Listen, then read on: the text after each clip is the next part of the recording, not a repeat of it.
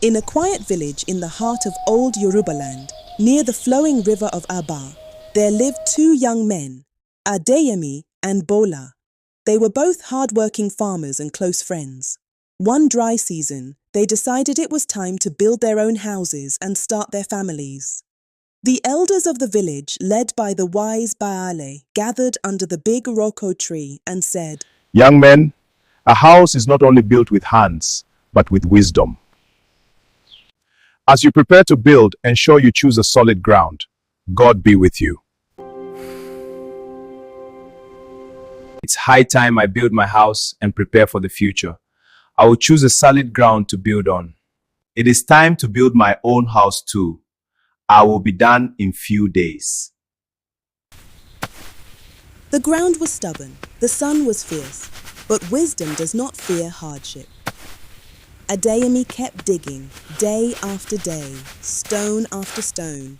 He built slowly, he built carefully, he built wisely.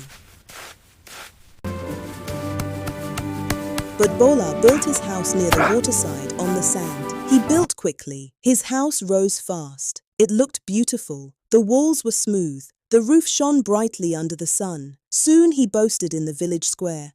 Look how fast I completed my house before my friend. This calls for celebration.